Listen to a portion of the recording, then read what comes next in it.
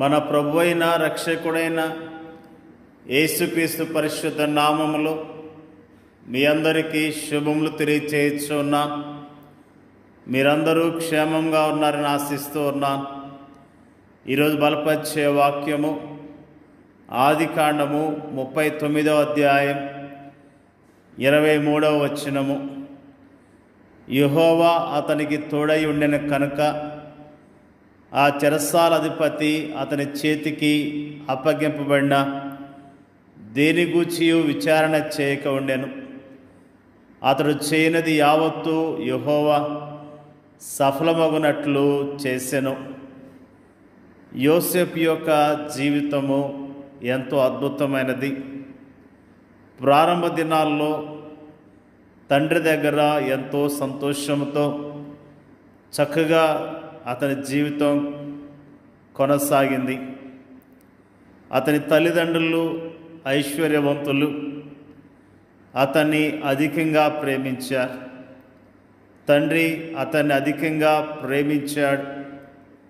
తండ్రి తన కుమారుని పట్ల ఎంతో శ్రద్ధ చూపించినట్లుగా దేవుని యొక్క వాక్యము ఎంతో స్పష్టంగా తెలియజేస్తున్నది.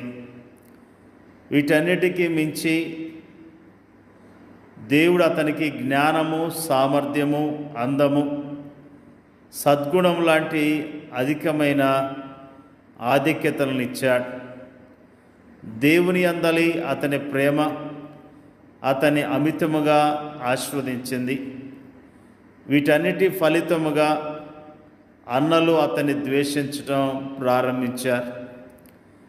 అక్కడే అతనికి కష్టాలు ప్రారంభమయ్యాయి. యోసేపు ప్రారంభ దినాల్లో సుఖంగా జీవించాడు. కానీ యవ్వన ప్రాయంలోనికి అడుగు పెడుతున్న సమయాల్లో అతని జీవితంలో ఎన్నో కష్టాలను ఎదుర్కొన్నట్లుగా దేవుని యొక్క వాక్యము స్పష్టంగా తెలియజేస్తున్నది. ఆదికాండములో యోసేపు గురించిన విషయాలు మనందరికీ తెలిసినవి.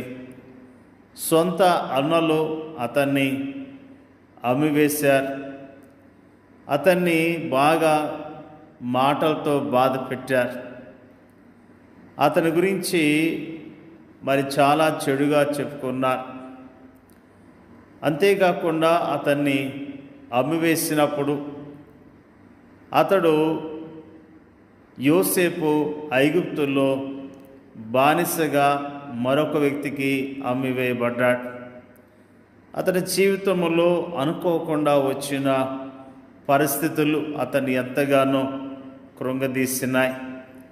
మరి ఐగుప్తు దేశంలో అతడు ఒంటరిగా ఉన్నప్పటికీ యోసేపు దేవుని ఆశ్రయించి దేవుని మీద ఆశ పెట్టుకొని జీవించినట్లుగా దేవుని యొక్క వాక్యము ఎంతో స్పష్టంగా తెలియజేస్తున్నది. ప్రతి విషయములో దేవుని సహాయాన్ని పొందుకుంటూ వచ్చాడు. దేవుని యొక్క కాపుదలను పొందుకున్నాడు. దేవుడిచ్చే ఆదరణ పొందుకున్నాడు. పరాయి దేశములో, పరాయి ప్రాంతంలో, తన వారంటూ ఎవరూ లేని ప్రదేశంలో అతనికి ఏకైక స్నేహితుడు దేవుడే అన్న విషయాన్ని మనం జ్ఞాపకం చేసుకుంటూ ఉన్నాం. నిజంగా యోసేపు ఆ యొక్క ఐగుప్తులో పని చేస్తూ ఉన్నప్పుడు అతని జీవితంలో ఎంతగానో వృద్ధి చెందినట్లుగా, క్రమక్రమముగా అతడు దీవించబడ్డట్లుగా దేవుని యొక్క వాక్యము తెలియజేస్తున్నది.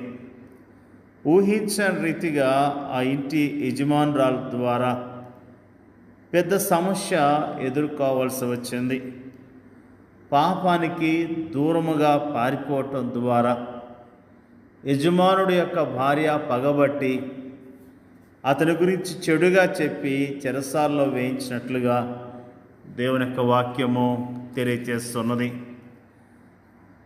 ఆ చెరసాల్లో ఉన్నప్పుడు దేవుడు అతనికి తోడుగా ఉన్నట్లుగా మనం జ్ఞాపకం చేసుకుంటున్నాం.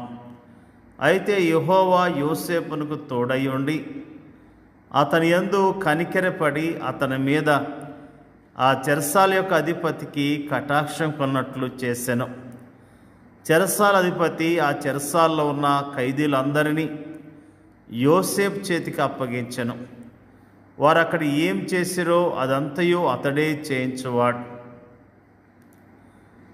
యెహోవా అతనికి తోడై ఉండెను కనుక ఆ చెరసాల అధిపతి అతనికి చేతికి అప్పగింపబడిన దేని గూర్చియు విచారణ చేయక ఉండెను. అతడు చేయనిది యావత్తు యెహోవా సఫలమవునట్లు చేసెను. నిజంగా దేవుడు ఎంత గొప్ప దేవుడు, ఎంత మంచి దేవుడు. వాస్తవానికి ఇన్ని కష్టాలు, ఇంతటి శ్రమానుభవాలు అనుభవించేందుకు యోసేపు ఏ పాపం చేయలేదు, ఏ చిన్న తప్పు కూడా చేయలేదు. అయినప్పటికీ అతడు తన శ్రేష్టమైన యవ్వన కాలాన్ని కష్టాల్లోనూ, శ్రమల్లోనూ, నిందల్లోనూ, అవమానాలను గడపవలసి వచ్చింది.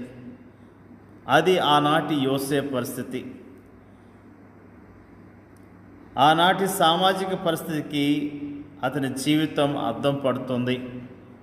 పరిస్థితులు ఈనాడు ఏం మారాయని, ఈనాటి సామాజిక పరిస్థితి ఏం మెరుగైందని, ఆనాటి మానసిక, కుటుంబ, సాంఘిక, సామాజిక పరిస్థితులే ఈనాడు కూడా ఉన్నాయి.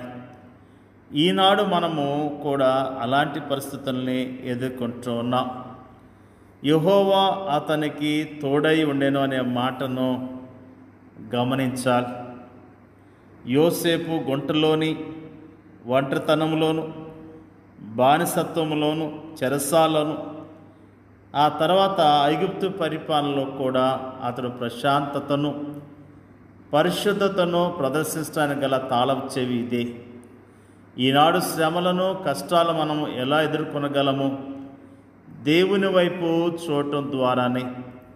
ప్రార్థన, వాక్యము, నిజమైన విశ్వాసుల సహవాసం ద్వారానే. ప్రార్థన మనకు దైవిక నడిపింపును, శక్తినిస్తుంది. దేవుని వాక్యం మనకు దైవిక జ్ఞానంనిస్తుంది. అభ్యాసం చేత మేలు కీడులను వివేచించుటకు సాధకం చేయబడిన జ్ఞానేంద్రియములు కలిగిన అనుభవజ్ఞులైన విశ్వాసుల సహవాసము మనకు సరియైన సలహాలను ఇస్తుంది. ప్రేమైన దేవుని బిడ్డలారా, యోసేపు జీవితం ద్వారా దేవుడు మనకు అనేకమైన పాఠాలను నేర్పిస్తూ ఉన్నాడు. నిజముగా యోసేపు ఓర్పు కలిగి ఉన్నాడు, ఓర్చుకున్నాడు, ప్రభు కొరకు నిలబడ్డాడు, సాక్ష్యాన్ని నిలుపుకున్నాడు. అతడు ఎంతగానో దీవించబడ్డాడు. ఈ దినాల్లో కూడా మనం ఇలాంటి పరిస్థితులు గుండా వెళ్తున్నప్పుడు మన సాక్ష్యాన్ని కాపాడుకుందాం, మన విశ్వాసాన్ని కాపాడుకుందాం. దేవుడు మనకిచ్చిన పని విషయంలో నమ్మకత్వాన్ని కలిగి ఉందాం. మరి నిజముగా యోసేపు దేవునికి విధేయత చూపించడం ద్వారా ఎంతగానో దీవించబడ్డాడు. దేవుని మాట వినటం ద్వారా దీవించబడ్డాడు. నిజంగా మనం కూడా దేవుని మీద ఆధారపడదాం. దేవుడిచ్చే ఆశీర్వాదాలు పొందుకొని ఆయన కొరకు జీవిద్దాం. దేవుడికి వాక్యాన్ని దీవించునుగాక. పరిశుద్ధుడైన తండ్రి, నీకు స్తోత్రాలు. యోసేపు యొక్క జీవితాన్ని మాకు తేటగా తెలియజేసినందుకు నీకు స్తోత్రాలు. యోసేపు ప్రభువా, నీకు భయపడి నీ కొరకు జీవించాడు, మంచి సాక్ష్యాన్ని పొందుకున్నాడు. అందును బట్టి స్తోత్రాలు తెలియజేస్తూ ఉన్నాం. అన్నదమ్ములు ఎంతగానో క్రూరముగా ప్రవర్తించారు, బానిసగా అమ్మివేశారు. మరి అక్కడి నుంచి ఇంకొక ప్రాంతంలో బానిసగా పనిచేశాడు. మరి అంతేకాకుండా శోధన వచ్చినప్పుడు, సత్యానికి నిలబడ్డప్పుడు అతడు చెరసాల్లో వేయబడ్డాడు. ప్రభువా, నీ కొరకు నమ్మకత్వాన్ని కలిగిన యోసేపు జీవితాన్ని జ్ఞాపకం చేస్తున్నందుకు నీకు స్తోత్రాలు. మేము నీ ప్రజలముగా నమ్మకత్వం కలిగి యోగ్యముగా నీ కొరకు జీవించడానికి మీరే సహాయం చేయండి అయ్యా. స్తోత్రాలు అయ్యా. శ్రమల్లో ఉన్నవారిని జ్ఞాపకం చేసుకోండి, నిందలు అవమానాల్లో ఉన్నవారిని జ్ఞాపకం చేసుకొని మీరు ఆదరించండి అయ్యా. ప్రార్థన చేయించున్నాం. ఎలాంటి శ్రమలు, కష్టాలు వచ్చినా ప్రభు మాకు తోడై ఉన్నాడనే ధైర్యం కలిగి విశ్వాసంతో జీవించడానికి నీ కృపను మెండుగా దయచేయమని యేసుక్రీస్తు నామంలో అడుగుచున్నాం తండ్రి. ఆమేన్.